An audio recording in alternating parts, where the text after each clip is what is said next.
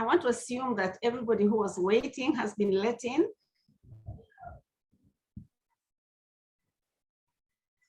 Yes, everyone is here now.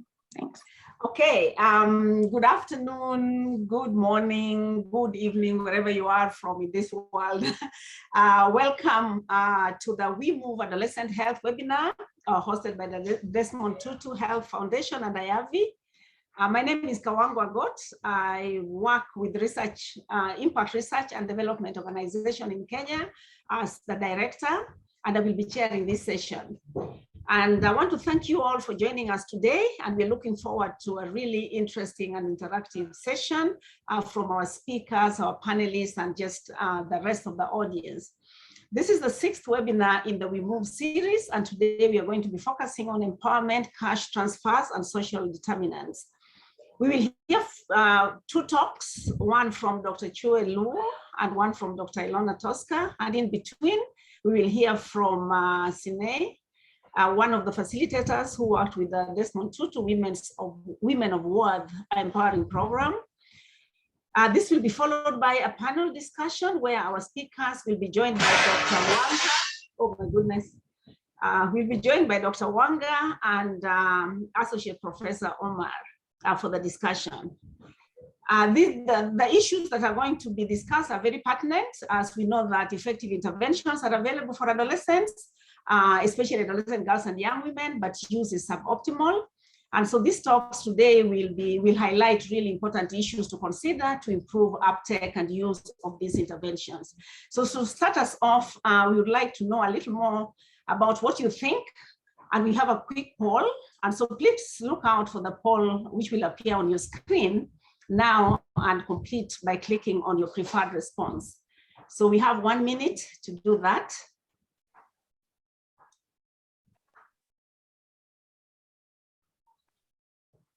So that's the poll.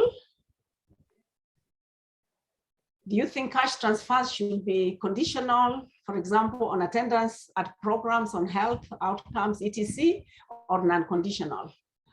Make one choice.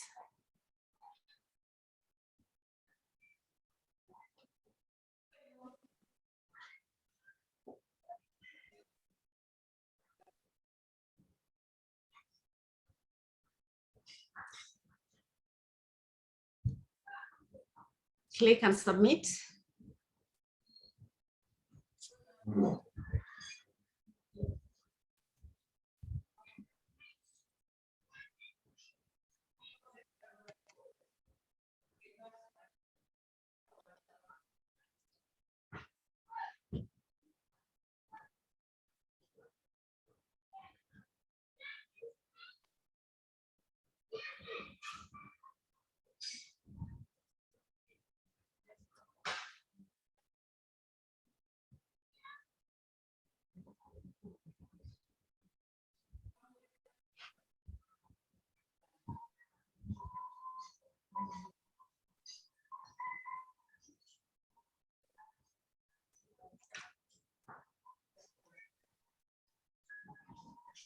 Okay, the question was, do you think cash transfers should be conditional, for example, on attendance at programs or on health outcomes, or should it be non-conditional? And the majority are saying yes, about 60%, about 38% no, and 6% it doesn't matter. And it just gives the impression that people think that unless you tie an outcome to a cash transfer, you probably may not receive as much, obtain as much improvement as you probably wish. So we will close that as we move on to the next session, and that is introducing our first speaker, who's Dr. Chewe Luo, who is a pediatrician and tropical health specialist with nearly 20 years of experience in HIV and AIDS and child health as a clinician and as a researcher. She's currently an associate director of HIV and AIDS program group at UNICEF. Dr. Luo will be presenting on leveraging cash transfers to reduce risks in adolescents.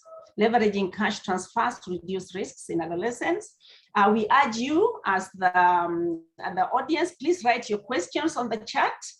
And you may also have an opportunity at the end, but feel free to ask your questions as you think about them as presentations are going on. Dr. Chewe, over to you. No, thank you, Kawango. I hope everybody can hear me clearly. I first want to just thank the organizers of this webinar for inviting me to speak on this very important topic. I just want to kick off and say, I do have Rike online as well, who is our focal point on social protection. So she may offer some perspectives afterwards in the Q&A. But just next slide, please. Right, so as a background, we know that social protection is an important instrument that most countries are using to target households living in extreme poverty.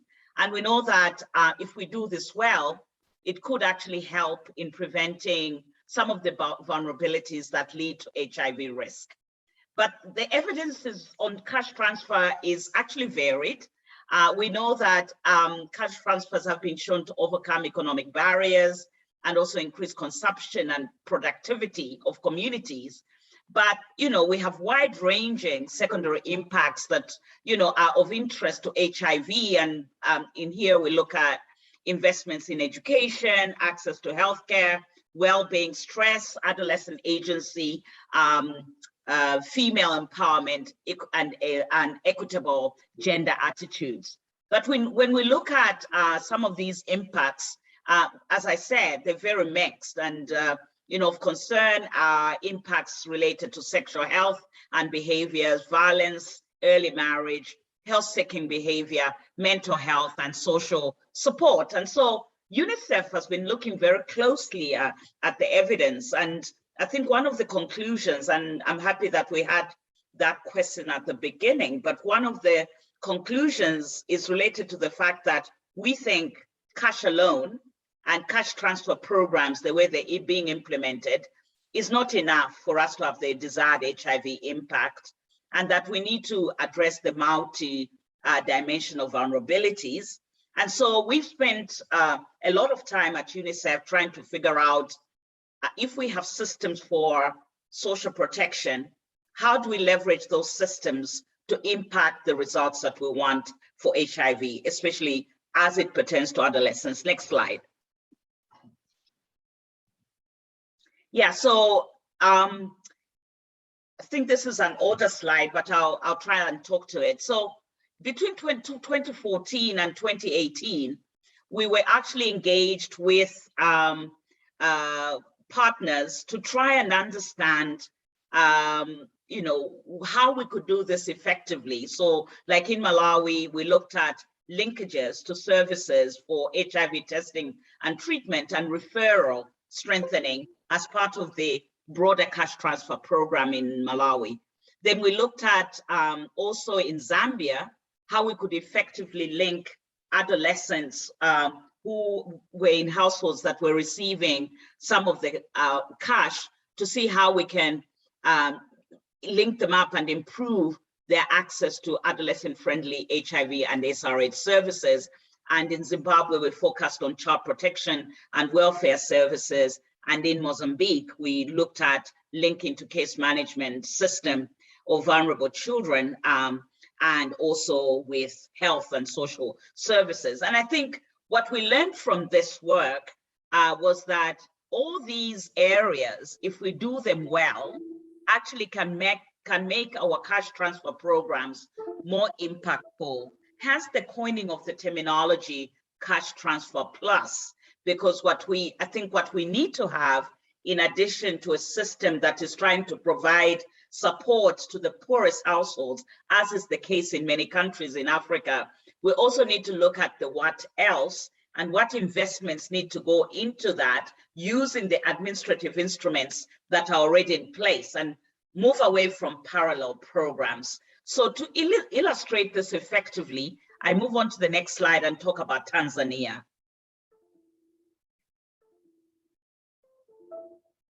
All right, so these are some of the results that I've just talked to. that, you know, access, HIV knowledge, when you actually link a good cash transfer program to some investments that are more targeted, then you get better results. Next slide. So this is the example from Tanzania. This is the protection social safety net program in Tanzania that was actually put in place in 2012. It has 3 pillars. One is cash transfers to the poorest households across the country. Then there's public works, and then what has been added on more recently is the livelihood enhancement.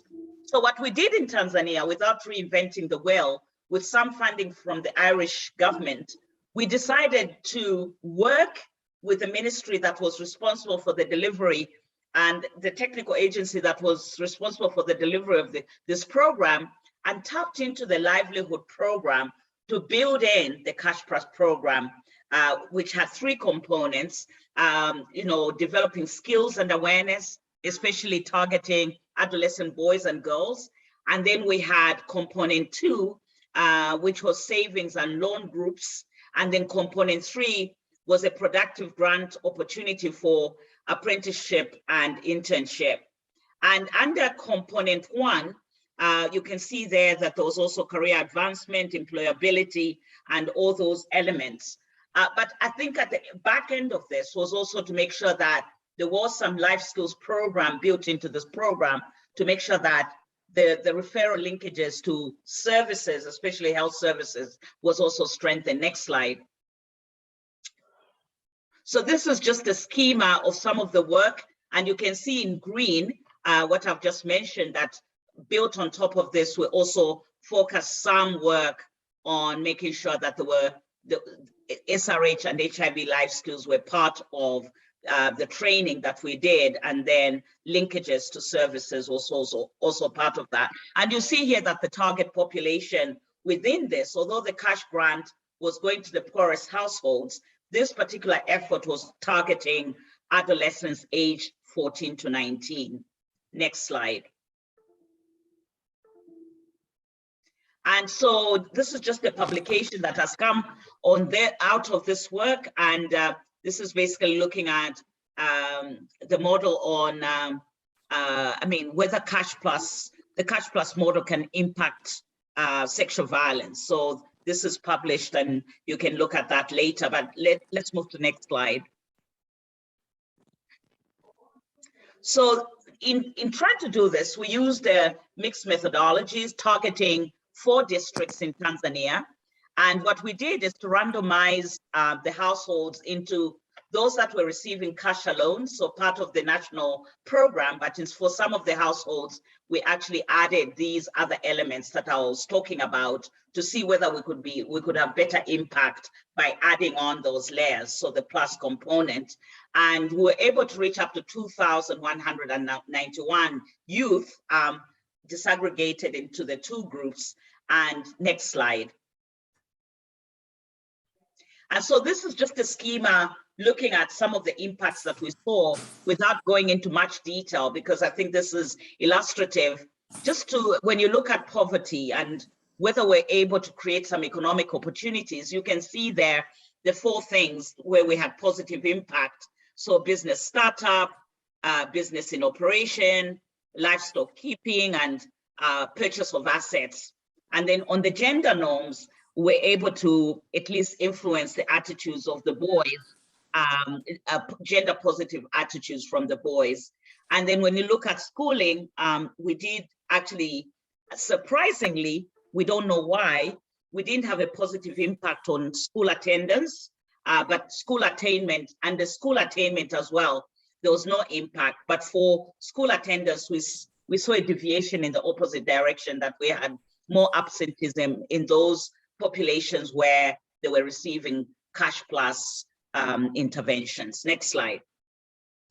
And then when we look at the proximate determinants, looking at access to services, and I talked about how cash transfers would be helpful in improving access to services. And again, you see that the group that got Cash Plus had better visits to the health facilities, had were able to discuss contraception with the provider, had more access to HIV testing, but the impact on, access and utility of contraceptive, again, there was no impact. And then you can see on access to information, we had positive impact. We had positive impact on reductions in sexual violence and reductions in physical violence. But when you look at sexual behaviors across the board, for sexual debut, we saw some improvement there, but the rest of the sexual behaviors, there was no impact. Next slide. So what does this mean moving forward? I think that I am right in saying, and I think this is an important discussion, that all of us need to be looking at this evidence very closely, because at the end of the day, we need to make sure what we're saying to countries in terms of the things that are working and how we best utilize the resources that we have is informed by evidence, and that we're more precise in what we are saying. And so what we're doing at UNICEF right now, based on this work in a number of countries that we've been doing for a number of years, is that we've come to that space now, working with our social protection group within UNICEF to try and define what this plus agenda is. And so Rike will be leading some work, and she's on the call with me, to look at the systematic review of what the evidence is telling us. And some of the motivation is highlighted here. We know that some of these effects are negatively impacted by COVID-19. We know that currently more and more countries are expanding their social protection programs, but they're not sensitive to HIV or sensitive to the outcomes. So how do we make them more adaptable to what we need? And then we need to work with program managers when we talk about these combinations. And I'm sure, funders are also looking at what's the level of evidence. Just to say the work in Tanzania is now under scrutiny and review, and there's all kinds of angles that people are looking at, including whether the amount of money that's being given, which is $19, is actually adequate. So I won't go through all the details, but just to move on and to tell you a little bit about the work we're doing in UNICEF. Next slide. So the approach basically is that what we would like to see in the future is very similar to, and I hope that colleagues from PEPFAR and the DREAMS program are on the call, but basically what we'd like to do is to say, if these are the vulnerabilities that the girls have, as we think about the plus agenda, what are those interventions that we are bundling against the cash transfer that help us actually move the needle forward? And the focus of this review is Sub-Saharan Africa, and we have primary and secondary questions that we want to address in this review. The primary question is, how do bundled programs influence HIV outcomes in adolescents and young people? And the secondary outcomes is, how do bundled programs influence mediators of HIV outcomes in adolescents and young people? Next slide. And so we have the goals here and outcomes and dissemination. So this is a systematic review looking at SP initiatives in peer-reviewed journals, reports, and briefs that may be out there. We want to make sure that the work we do helps inform future reviews, but also what we do within programs. And we have the timeline there of how, we organizing around this work. We've already had an inception workshop, and maybe Ricky can talk to that afterwards, but you can see that we'll have a first draft next month, and then the final draft by July, August, and we're hoping that we can have something at the International AIDS Conference in Montreal, talking to the evidence based on this review. And then we'll continue with the dissemination between September and October. So I think that's the end of my presentation, and I'm happy to take some questions. Over.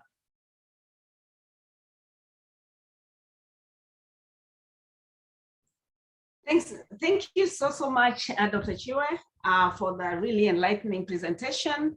I think we'll wait until the end. As I had indicated earlier, please, if you have questions, just put them on the chat, or you can keep them to the end. I'm hoping, Doc, you'll stay to the end to be able to answer questions. We'd like to move on to an artist that is going to share with us. The name is Chewe Luo, who worked on the Women of Worth program at the Desmond Tutu Foundation. This program aimed to provide empowerment workshops to 10,000 women aged 19 to 24 and focused on job readiness, sexual and reproductive health promotion, as well as tackling mental health issues and gender norms.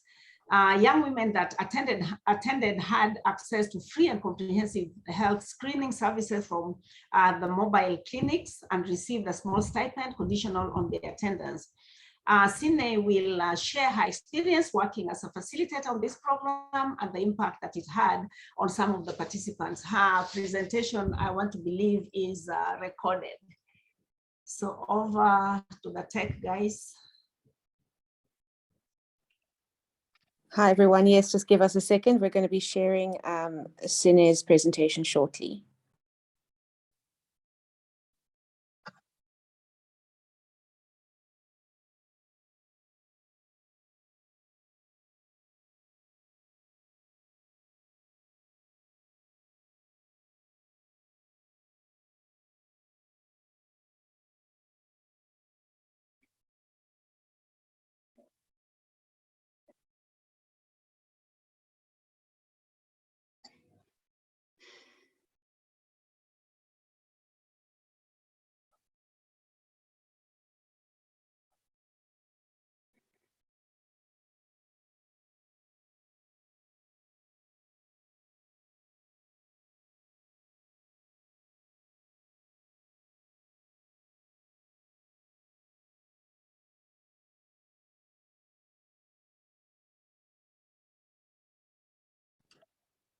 Okay, we're having some sound issues. I'm going to try and share from my side.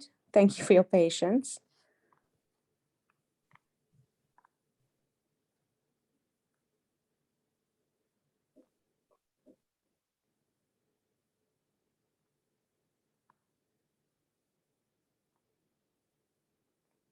My name is Sinenhlanhla Mhlongo. My name is Sinenhlanhla Mhlongo, and I worked for the Desmond Tutu Health Foundation as a facilitator on the very beautiful program called Women of Worth. As you can see, I am smiling from ear to ear. It was an honor for me and a privilege to work on the program. It is one of the greatest that I have worked on. So the aim, of course, was it focused on job readiness through your sessions like job hunt and apprentice, and then also sexual and reproductive health through the sessions like goddess, and then also tackled on some mental health issues and gender norms. So it was a very, very beautiful program, like I said, and also it impacted everyone. It impacted me as the facilitator and also my participants. So I will start with me. It kind of like provided me a healthy boost to my self-confidence, I would say, my self-esteem, and then also life satisfaction. It provided me with a natural sense of accomplishment, sense of pride, and also identity. Through the program, I was able to actually establish healthy relationship with my participants. And then also I learned lifelong skills of facilitation, because right now I'm currently a master trainer on a sexual violence prevention program. And then the fire started there through the session called Throwing the Punches, which addressed gender norms. And yeah, so I was like, yeah, this is what I want to do. And yeah, it did make a lot of impact on me as the person, as I've said, one of the greatest projects. Some of my participants got jobs, and then some are now at university studying. And then also I met one of my participants. She's now with FHI, she's a mentor there. She said, like, also myself, I'm sure you see what you planted on me is growing, and also I am planting it to others. So you can imagine how that made me proud to see the because it's not, it will never fit. Please mute. Everyone, please mute. Yes, thank you. We're finishing off this presentation, so please can you keep your microphones unmuted? Thank you. She said, like, also myself, Sine, I'm sure you see what you planted on me is growing, and also I am planting it to others. So you can imagine how that made me proud to see the work that I did 2 years back, people complimenting it now.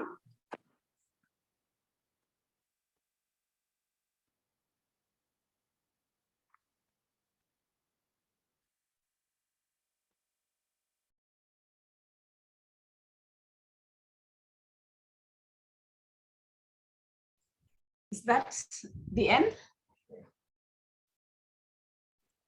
Yes, sorry about that abrupt ending and the technical issues, but that is the end for now. Thank you. Oh, okay. Yeah, thank you so much, everyone. We allow us to move to the next session. We are going to have our second speaker, Dr. Elona Toska, and she's accompanied by Silinga Zumbunu, who are there. Both of them are adolescent health researchers at the Center for Science Research at University of Cape Town. Elona's research interests include adolescent sexual and reproductive health and planned pregnancies, postpartum contraception, and understanding the social and structural factors which underlie HIV infection and poor sexual and reproductive health in adolescents and young people. Silinga is completing her PhD in demography at UCT, and her doctoral research explores the relationship between adolescent empowerment and sexual and reproductive health outcomes. Both will be presenting on accelerating health, education, and empowerment among adolescents and young people affected by HIV in sub-Saharan Africa. Dr. Toska, over to you. Please put your questions in the chat. Dr. Toska, over to you, please. Thank you. We actually sent a recording, so if that will work, we'll go ahead with that. But otherwise, Silinga and I can both jump in. Let us know, Desmond Tutu colleagues. Hi, Elona. I'm so sorry. We are having a classical kind of technical malfunction today with the sound. Is there any way we can ask you to present this live? If you have your slides at the ready, I'm so sorry about this. Yes, I'm just actually opening them up. So just give me 1 second. I need to be given permission to share, if that's okay. Sure, will do. Silinga and I will tag team it like in the recording.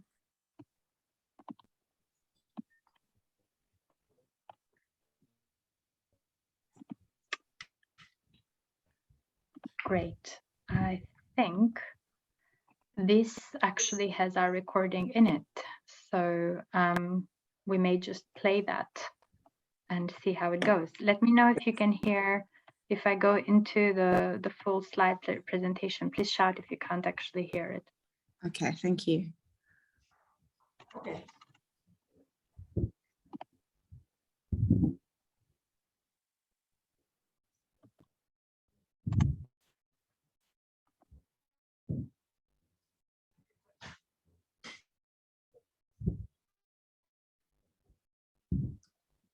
Unfortunately, no sound, so it seems no to be... sound, Elona. There's no sound.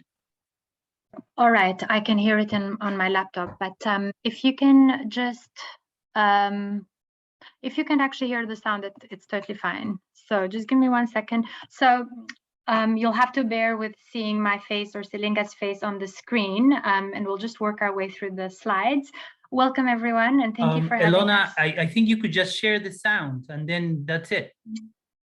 Oh, that's a good point. How do I share the sound? Did I do the wrong share? Can someone help me with sharing sound? When you do share, it's either when you do share screen or in the button for let me try audio settings, perhaps. Let me see. Share screen. Can I share sound? Usually there should be a little button that says, when you click share screen, the box that pops up in the bottom left, it should say share with sound. All right, let me try and do that. It's very helpful. But of course, this didn't work for us, so hopefully it will work for you. All right, well, we'll give it a try now. I think, let's see, hopefully the magic will work now. Please let me know.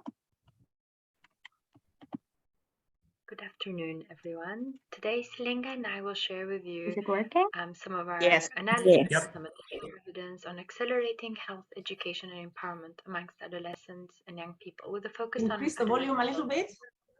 and a bit on adolescents and young people living with it. Many of us have seen different versions of this visual, and it's quite complex and busy because that is actually how the lives of young people are. Many factors, some structural on the leftmost part of the slide, poverty, climate, access to resources, as well as norms, cultural and gender and discriminatory, sometimes non-supportive norms, interact with more social factors at home or in the community, and result in the intermediary and then eventually the risky and negative outcomes that we do not want to have when it comes to adolescents and young people, and specifically in our area, HIV and sexual and reproductive health related outcomes that we're trying to postpone, such as, or really avoid, such as sexually transmitted infections, HIV infection, unprotected sex, and early unplanned unintended motherhood.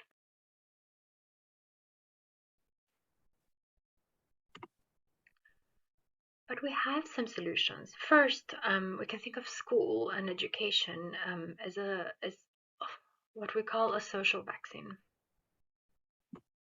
The way that this works is that it addresses one of the parts of that very complex connection between structural drivers and ultimately the HIV and sexual and reproductive health outcomes.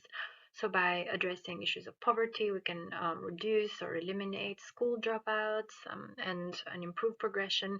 We can address issues linked to dropping out of school early, such as migration or employment in risky situations. And through better attention education, address some of the other issues, the cascade of better knowledge, less risk, and better access to services.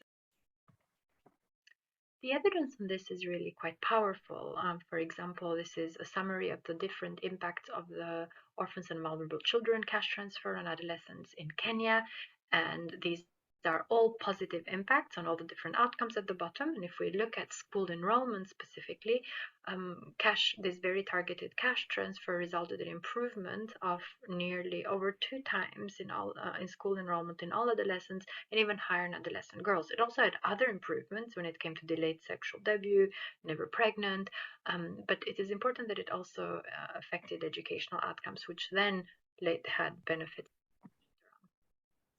This is analysis from Selinga here and Dr. William Rutgard at the University of Oxford, who looked at what the package of the health extension program in Ethiopia did. And it had these 3 different components in the center, focusing on health information and knowledge, access to contraception, and sanitation. And we see improvements just in education, though that was actually multidimensional. There were improvements in literacy, numeracy, and educational enrollment, but also improvements in reducing or eliminating child marriage and early pregnancy.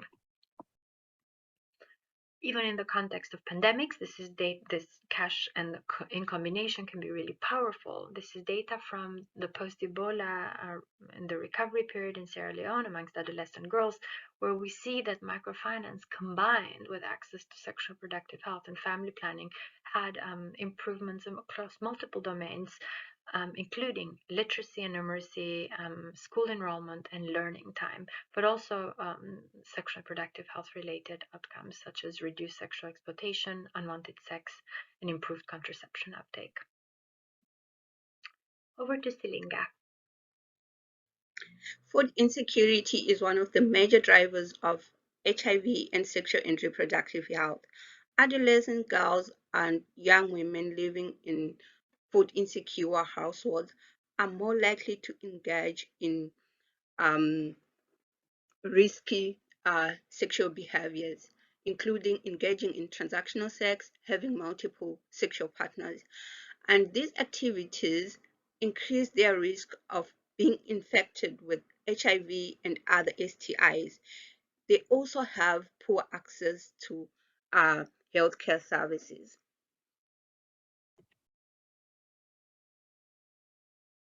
The pathway out of vulnerability for adolescent girls and young women requires a good understanding of vulnerability and risk levels, as well as identifying interventions that are relevant for each level of vulnerability and risk. Transformative interventions aimed at growing and creating assets are required for the low level of vulnerability and risk. Then promoting smooth household consumption during hungry season is required for the medium level.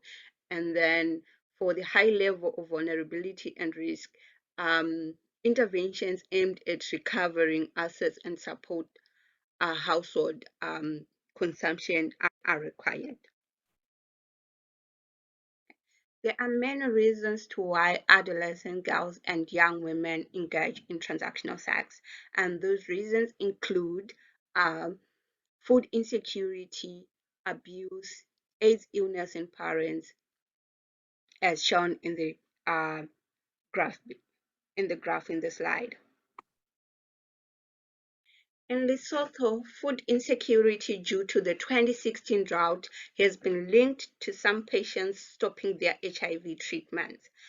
To mitigate effects of poverty and meet the unique needs of HIV-affected households, the government of Lesotho, in partnership with our various NGOs, responded by providing assistance to people living with HIV. They also provided therapeutic feeding to malnourished HIV-affected youth. In South Africa, a study conducted by our team revealed that among adolescent mothers, food security is associated with a reduction in the prevalence of transactional sex and age-disparate sex, the prevalence of alcohol use, as well as sex on substances. And food security was positively associated with an increase in education and employment. Then in adolescent girls, food security was associated with a reduction in transactional sex as well, and a reduction in multiple sexual partners, and an improvement in education and employment outcomes. In Zimbabwe, among adolescent girls, a combination of microgrants and health education was associated with significant reductions in food insecurity, transactional sex, and physical and sexual violence, and a significant improvement in condom use and financial stability.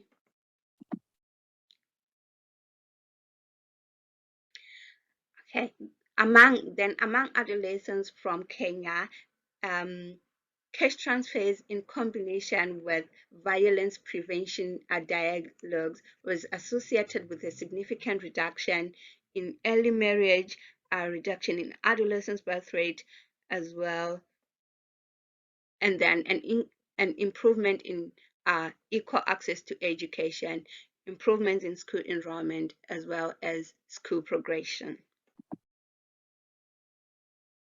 Social norms are also a key driver of HIV and sexual and reproductive health among adolescent girls and young women. Gender and cultural norms determine the prevalence of high-risk sexual activities. They also determine the prevalence of gender-based violence and intimate partner violence, as well as forced and early child marriages. These factors in turn determine the incidence of HIV, infection rates of STIs, and unsafe sex among young women and adolescent girls. In South Africa, our team found that child grant reduces economically driven sex among adolescent girls. That is, it reduces the incidence of transactional sex and the incidence of age-disparate sex, as shown in the graph in the slide.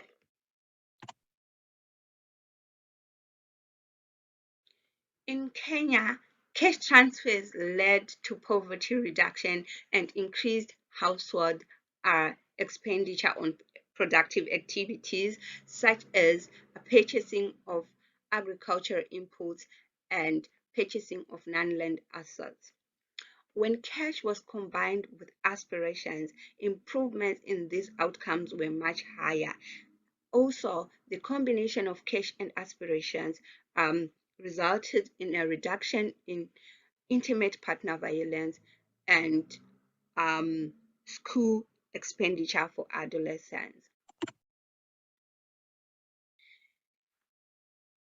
In Zimbabwe, a household receipt of any type of social protection was associated with decrease in child marriage and an increase in correct school progression among adolescent girls.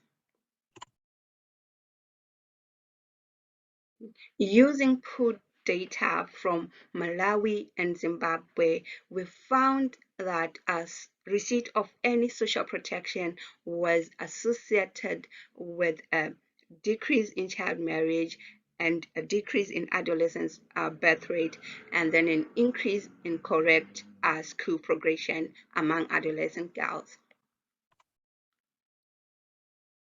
Thank you, Selinga. Some of our emerging data from South Africa and other countries speaks to what we can do for adolescents and young people, not only to prevent HIV and other and poor sexual productive health outcomes, but also what we can do for those who have been diagnosed or are already living with HIV. Before we speak to what we can do to support, the realities of lives of adolescents and young people living with HIV are complex. In addition to going through adolescence and living in precarious settings and access to limited resources, having to take antiretrovirals regularly, and the whole process of disclosure, learning about your status, diagnosis, and navigating all of that, and quite a few different factors, result in suboptimal adherence and retention in care amongst adolescents. This is data from our Mzansi Wako study in the Eastern Cape province of South Africa, where we see that when we look at consistent adherence over time, we see a reduction from 2/3 adherence at the start, when young people were about 14 years old on average, down to just over a third 4 years later, when they were well into their late adolescence. We try to understand what are factors that are shaping some of what we call secondary HIV transmission risk, which is adolescents who are reporting non-adherence, but also reporting sexual risk-taking or risk exposure, because that's at the intersect of those where we can think about how we can interrupt the cycles of transmission in sexual relationships and through parent-to-child exposure. And what we found are perhaps similar factors to what we saw in the structural and social and behavioral drivers earlier on. We see that being in an inequitable relationship, so where young people cannot negotiate using condoms or taking antiretroviral medication, being hungry, being exposed, reporting high levels of substance use, being recently infected, and all the bars in orange is becoming a parent before the age of 20. Were all associated with higher risks of secondary HIV transmission. In this context, we asked ourselves what could be potential drivers. Now, if you remember that first busy visual, all of those factors are at play, But we wanted to tease out what could be quite important. In this graph, we tested a few different types of possible violence exposures that young people could have shared with us and reported during interviews. And these are rates of non-adherence. So we want really this to be quite low. As we'll see on the left, adolescents not exposed to violence had much lower rates of non-adherence, but as they started experiencing 1, 2, or 3, or multiple of all 4 types of violence that were significantly associated to non-adherence itself in combination were much higher. The types of violence that made the biggest difference in this analysis to non-adherence were experiences of physical abuse, being beaten at school with something hard enough to leave a mark, intimate partner violence, and feeling disrespected in facilities, so feeling shouted at for having sex or not taking their medication. So we try to understand what specifically in facilities could be done to improve multiple HIV-related outcomes in adolescent girls and young women living with HIV in our South African data. And what we see here is on the left data from adolescent mothers living with HIV, and on the right data from adolescent girls and young women living with HIV who have not yet become mothers.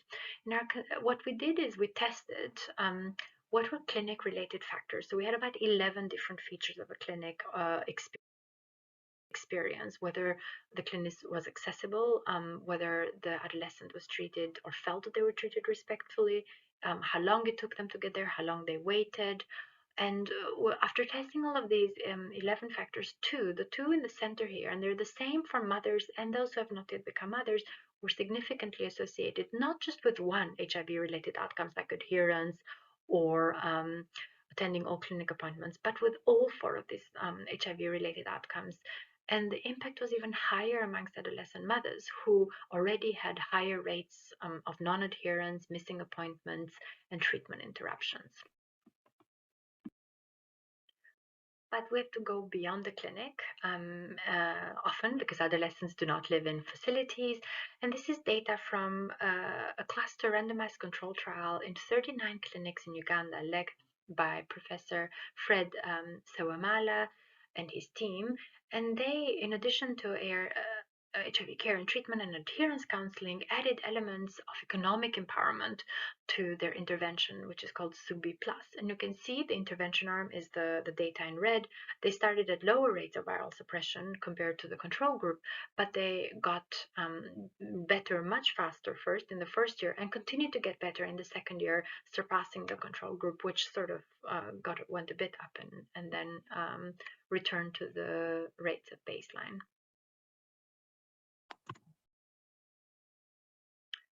Not only do adolescents not live in facilities, but they also care about more than just their HIV status.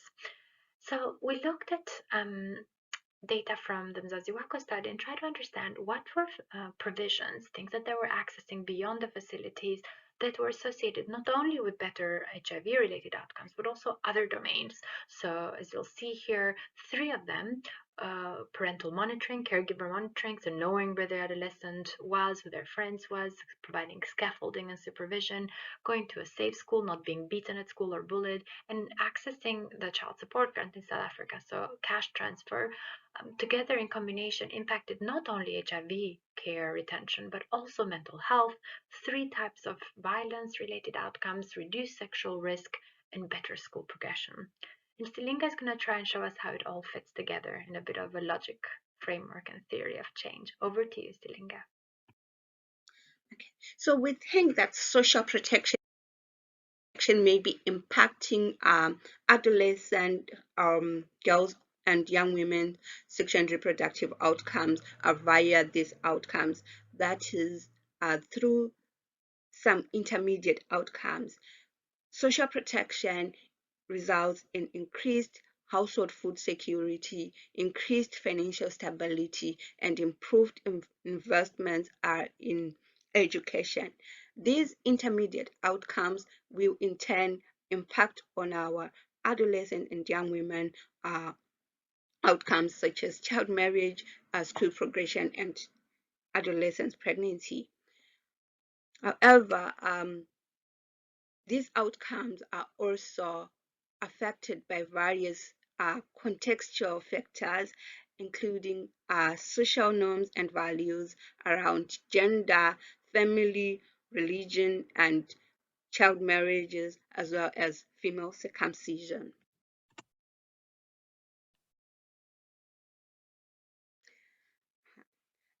Determinants of health evolve over the life course and manifest themselves differently at various stages.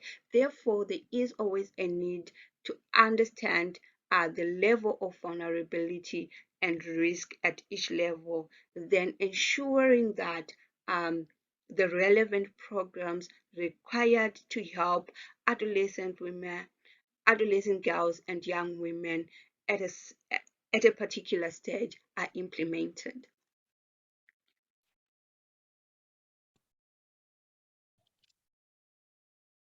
So from this presentation, we have seen that accelerating HIV progress among adolescent girls and young women will require the use of a combination of interventions, such as ensuring that clinics are accessible to them and building youth-friendly services, promoting social support from peers, parents, and partners, then supporting caregivers with age-appropriate care programs, then providing social protection to vulnerable households.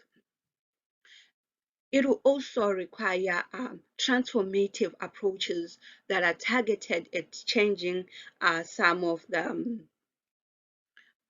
harmful social norms. For example, norms around child marriages. Then there is also need to promote empowerment of adolescent girls and young women for better sexual and reproductive health. Thank you. Thanks, everyone.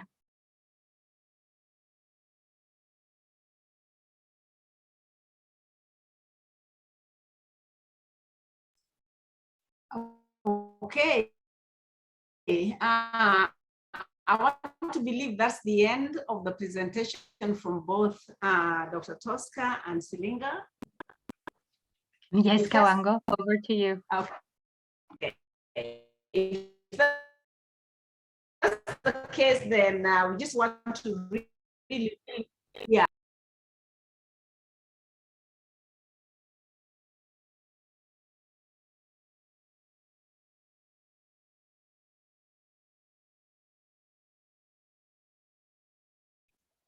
We seem to be having quite a lot of technical issues today. Our chair has disconnected, but what I'm going to do is open up the polling session for all of us for our second poll question. If you give me a minute for that. I have not disconnected. I can oh, hear I'm you. so sorry. It said you left. It said Kawango has left. Please continue. Okay. No, I was just saying that from Dr. Chewe, really the main message is that cash transfer alone is not enough. And she gave us like a mix of other things that we need to consider and into all program. I like that, yeah. So it's bundled with what and what. So that's what we need to do that applies to our various situations. And from Sine, what I really got, the really key thing that we need to think about, where the building of the capacity for the young people that she worked with was really amazing. And especially the one that said, I am sure you see what you planted in me is growing and I'm planting it on others. I think that's really a take-home message, that if you don't leave an impact in capacity building where you're working, then you have not started. And then finally, from Silinga, talking about that our response is the determinants of health, determinants of HIV infection is social, structural, behavioral, and so on. And therefore, our response should be multi-layer, multi-level factors that affect uptake of all these interventions, with a bottom line that silo interventions really work. So please allow me then to invite our two the panelists. We are two of them. One is Dr. Wanga Zembe-Mkabile, who is a social policy researcher at the South African Medical Research Council.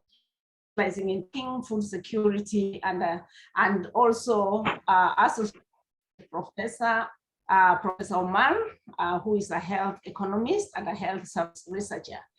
So the two panelists will first make a comment on the presentations, and then once that has happened, we are going to questions both from the chat as well as from the audience directly. And if there are no questions, then I will ask some of the questions so that it can help start us off. So Dr. Wanga and Professor Omar, over to you, please. Thank you. I'm not sure if I should start or if Prof. Omar wants to go. You go ahead, please. Okay, thank you. Thank you. So thank you for those very interesting presentations, which do really show that here we are dealing with a very complex problem. So I think in the sort of early years of the big rush and excitement about cash transfers being a magic bullet, just give money to the poor, I think we are well and truly over that period now, because we see how complex the issues that social protection interventions often have to address.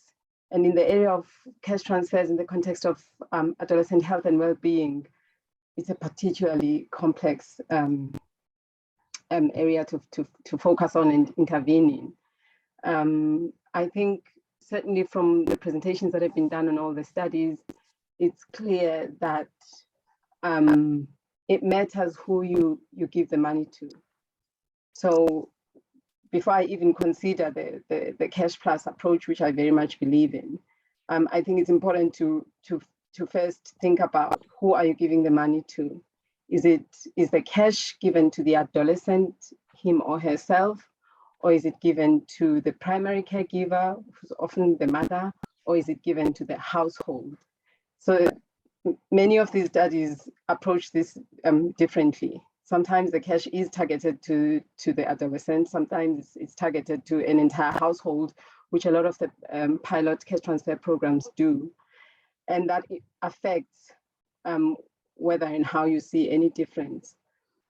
In the South African context, we have a child support grant, which is a cash transfer program targeting children from birth to 18.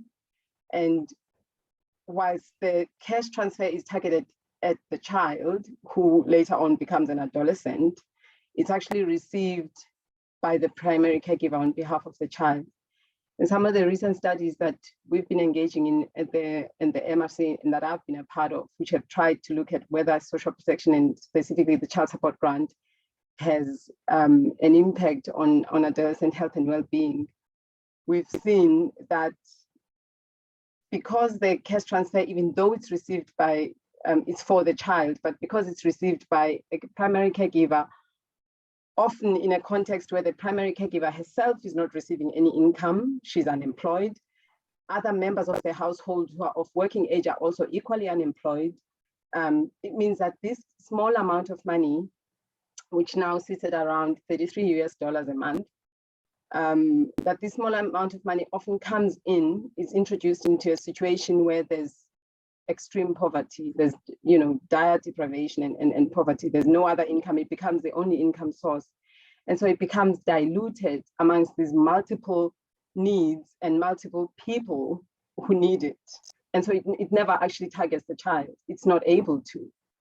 And so I think what that shows then is how in building and coming up with social protection interventions and particularly cash transfers that are going to try and address and tackle issues that concern adolescent health and well-being, not only should we be considering adequacy. So our cash transfers are mostly very small. And I mean, the South African child support grant is actually bigger than most. I mean, the Tanzanian cash transfer that we heard about earlier, it's only transferring US $19 a month. The South African one is at about $33. And so it's bigger than most, but it's still extremely small, especially if it's in the context of extremely high unemployment rates, it's coming in as the only cash transfer. So if we have to consider adequacy, we have to consider who else needs support in this household in which this adolescent is living in. And so where in South Africa, with our research, we've been advocating for basic income support, for instance, for able-bodied, unemployed, working age adults, that's where you would, that's one way where that problem could be overcome, because then it increases the chances that a cash transfer that's coming in to target a young person, that it will actually go to that young person. Secondly, the reason why that this point is also important is that certainly in the last study I was involved in, which focused on adolescent health and tried to look at how the child support grant was working, many of the adolescents we spoke to were telling us that they are not, they never see the child support grant. It doesn't come to them. And so in terms of it impacting on their risky behaviors, whether they end up engaging in transactional sex or not, whether they end up staying in relationships that are harmful, it's very difficult for it to have an impact on that.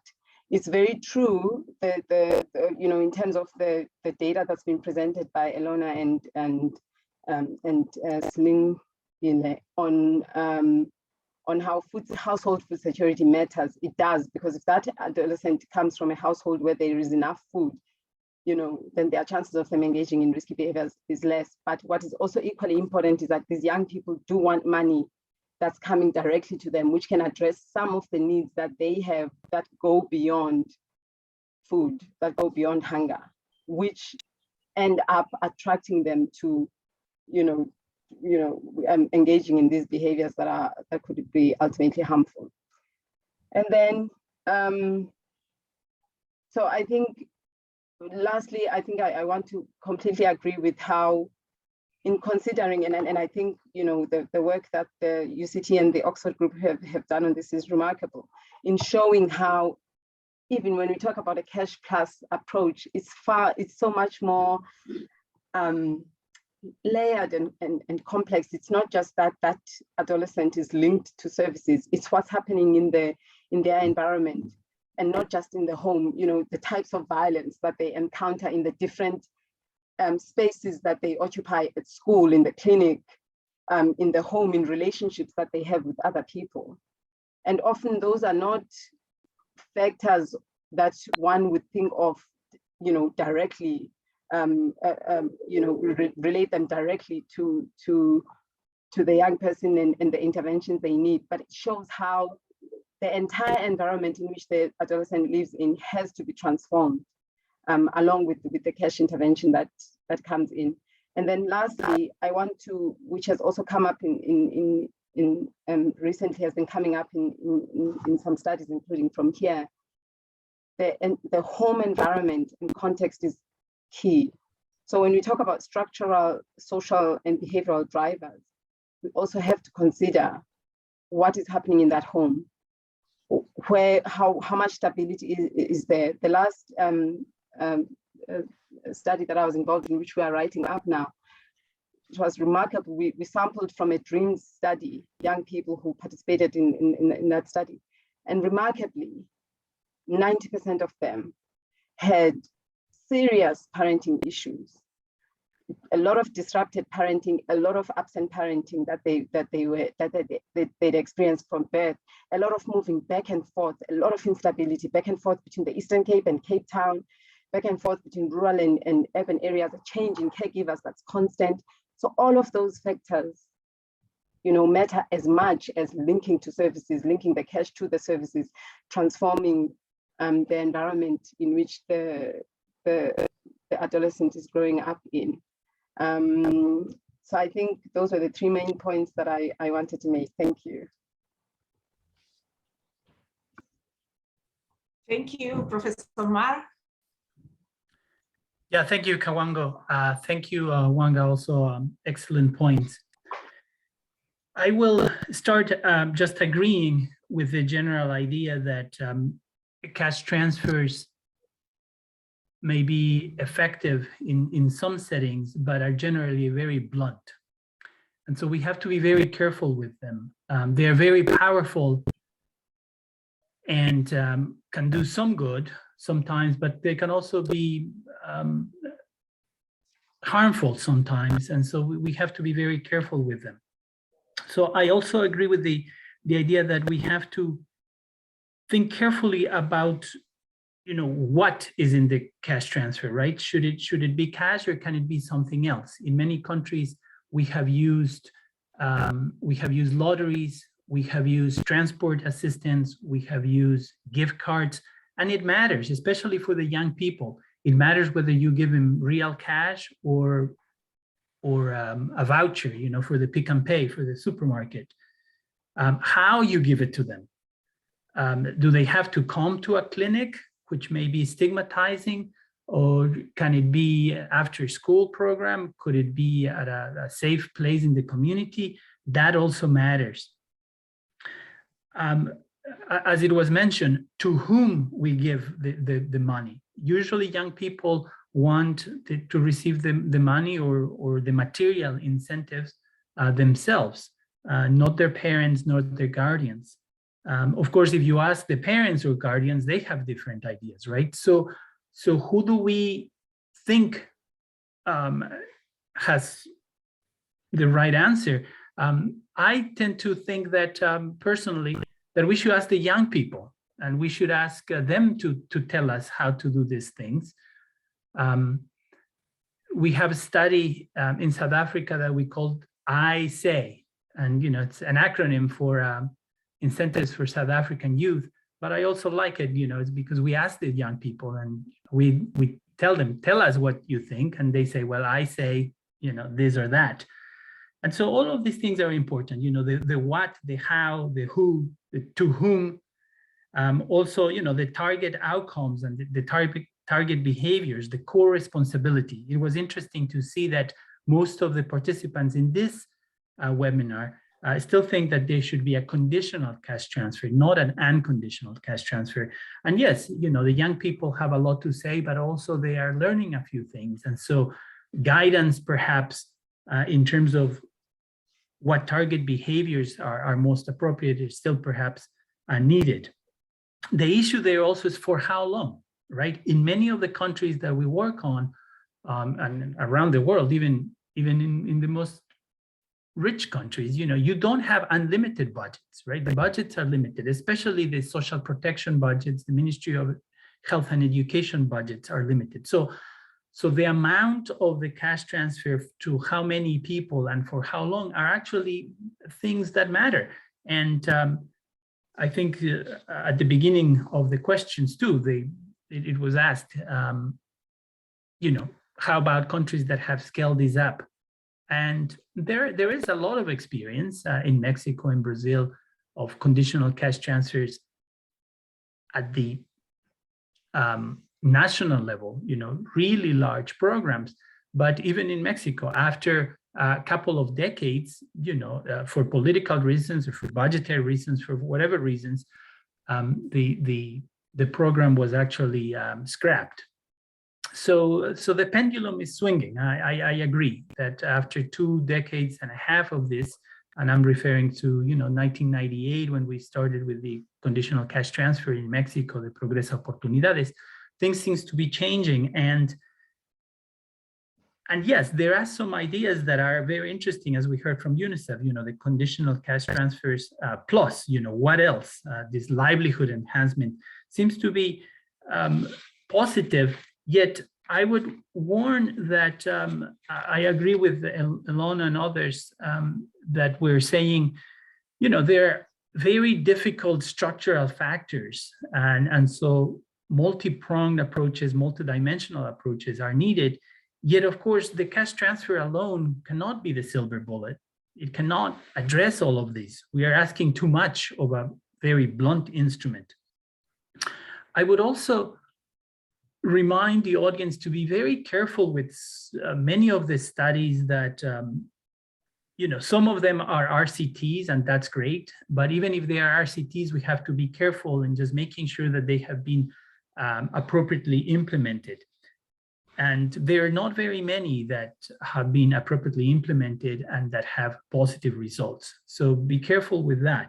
Furthermore, there are few papers that are quasi-experimental that have rigorous methods. You know, my own bias as a health economist is of course econometrics methods for causal inference. There may be other methods also that are strong, but my own bias is to have strong difference in difference methods or regression discontinuity or synthetic controls or instrumental variables. And there are very few papers that use this sort of econometric causal inference approaches.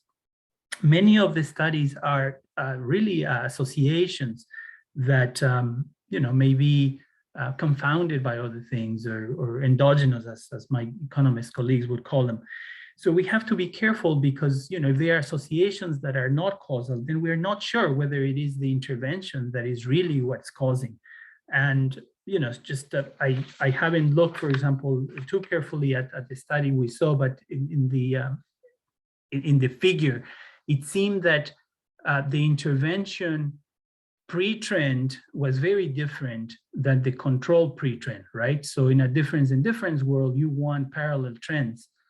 And it didn't seem like the graph we saw had parallel trends. Again, I haven't seen this study carefully whether they've tested for that, but it would seem that even if the absence of the intervention group seemed to be in a trajectory that was very different from the control group. So, you know, a more rigorous difference in difference approach would have caught that. The most important thing in the best studies is that they tell us the mechanisms, and I love the logic model linking social protection to adolescent outcomes that was shared. You know, that logic framework is perfect because, of course, cash transfers can help with some things. You know, if there's food insecurity, if there is, you know, money is needed for school, if money is needed to have more financial stability in the household, of course, the cash transfer is going to help there.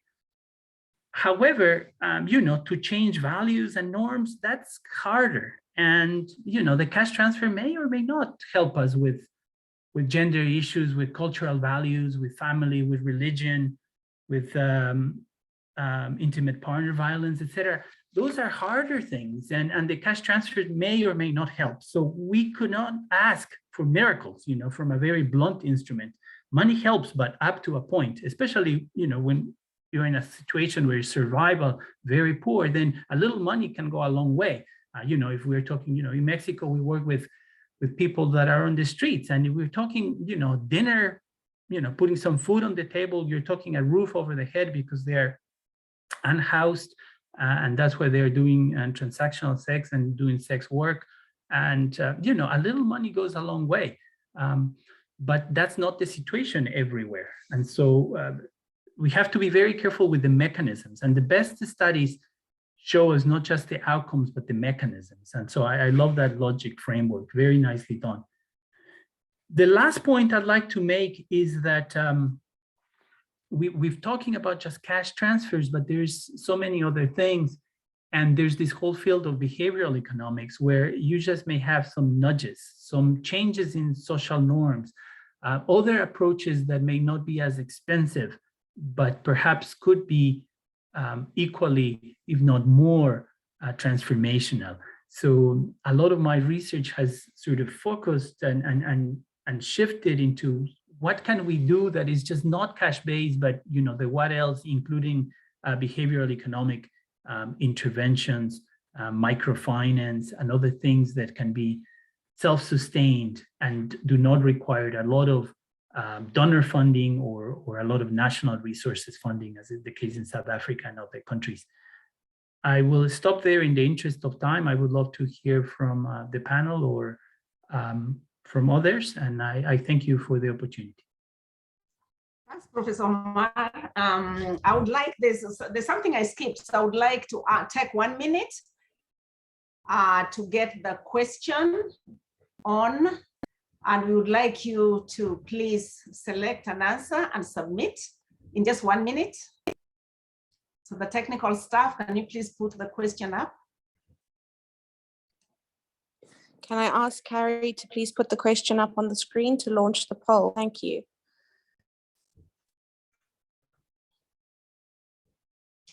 Okay, the question is, how should cash transfers be given to adolescents? Cash in hand, no restrictions, vouchers for food or essentials. They should be paid to the household or head of the family, or paid directly as school or university fees. Make your selection and please submit.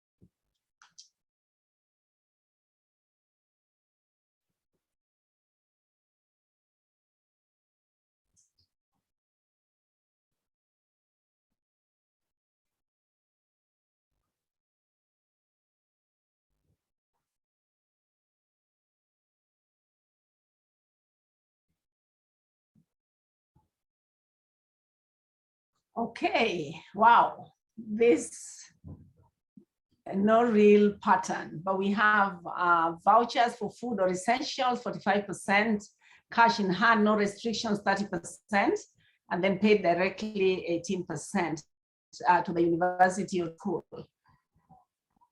Okay, so I want to take a different approach and ask the two speakers and the two panelists. I've looked at the questions that have been raised on the chat, and most of them were being raised and being answered at the same time. So we want to say thank you for those who answered the questions. Two remaining outstanding. An observation, there's a request to share the slide multiple times. Can share the slide. Allow me to give this opportunity for speakers to make a final, one, while answering the remaining question on how sustainable are cash transfers.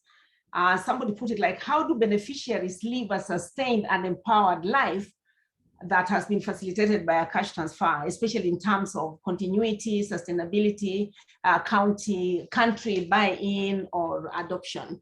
So as you answer that question in your perspective, you can also address the poll results, where the majority of the people thought that the cash the 30% said it should not be restricted, but the others preferred vouchers, food vouchers, or vouchers for other things. So please address those two issues as you wind up. Thank you. Take a minute each. We start with Dr. Chewe. Dr. Luo? Oh, we can't hear you. I said thank you. Okay. Yeah, I think this has been an excellent conversation, and I have personally learned a lot from what the various speakers were talking about. But I still want to come back that we do have a lot of challenges in the environments where we work, and how we apply the cash transfer or social protection program. I think context is going to be important, and there's always going to be people that need that additional support.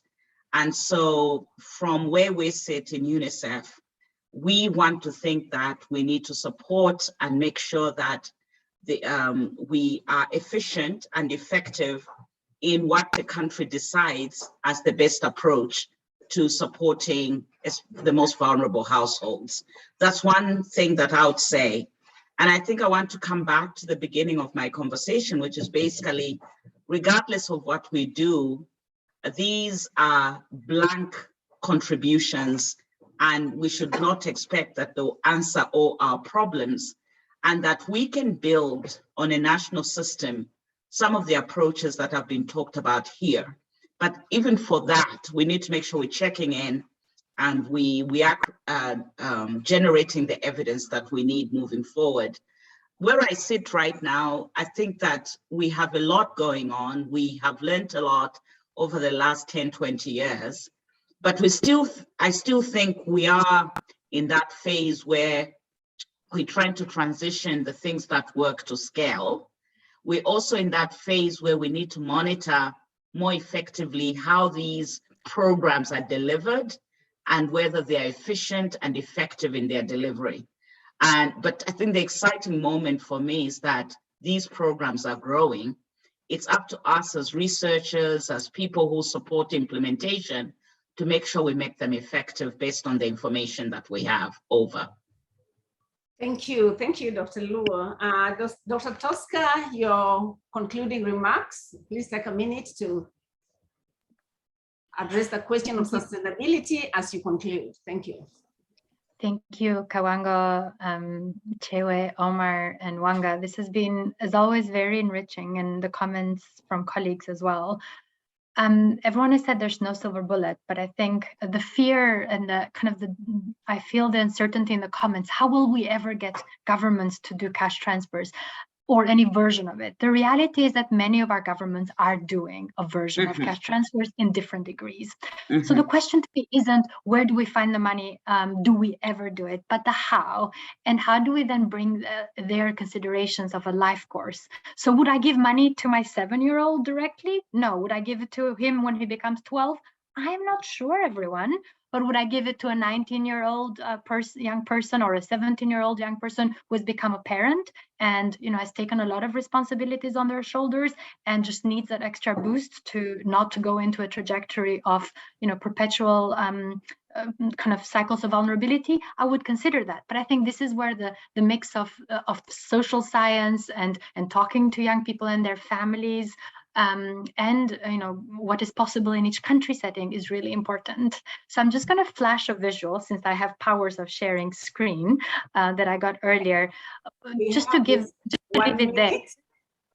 I know I'm not going to talk anymore, but I'm just going to say that there's many different ways to layer cash transfers and other ways of combining. And I think this is where thinking what those models are and what works in each country setting and what works for the young people of that country is really important. And by life stage. Over. Oh, thank you, Dr. Toska. Dr. Wanga, can you take 1 minute just for closing remarks, please? Thanks. I think I would tend to agree with Elona's comments just now. I think we just need to give more thought and then specifically to what each context demands and what each life stage of the young person we're dealing with demands. I'll still say that if we only solely focus on the adolescent and not the entire environment that they come from, including making provisions for the caregiver, the people they live with, anything that we do is going to be very limited. Thanks. Thank you. And finally, last but not least, Professor Omar, closing remarks, please.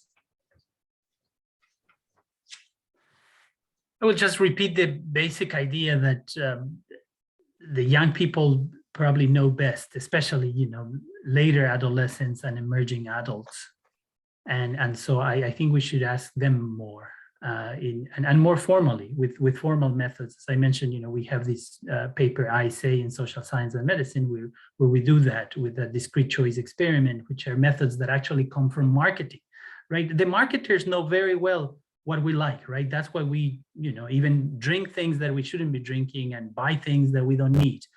And why cannot we do that in public health, in social protection? Why cannot we do programs that actually the participants, the recipients like? And so I finish with that. Let's make a product that people want. Let's ask the young people.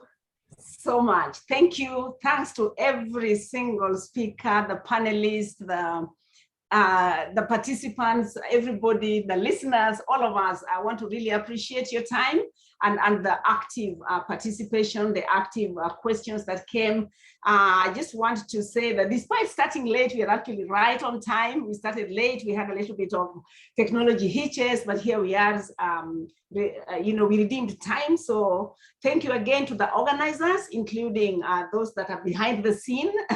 Thank you to IAVI, who is the sponsor for these webinars, and thanks to the Desmond Tutu Health Foundation for coordinating this. Thanks to the speakers, as I'd said, as well as to the panelists, and thanks to the audience. And this is just to say goodbye, and do have a productive time. You've set the stage. There's a lot more work that we still need to do. So it's not over, but thank you so much. Thank you. Thank you, everyone. Thank you, everyone. Bye. Thanks. Take care.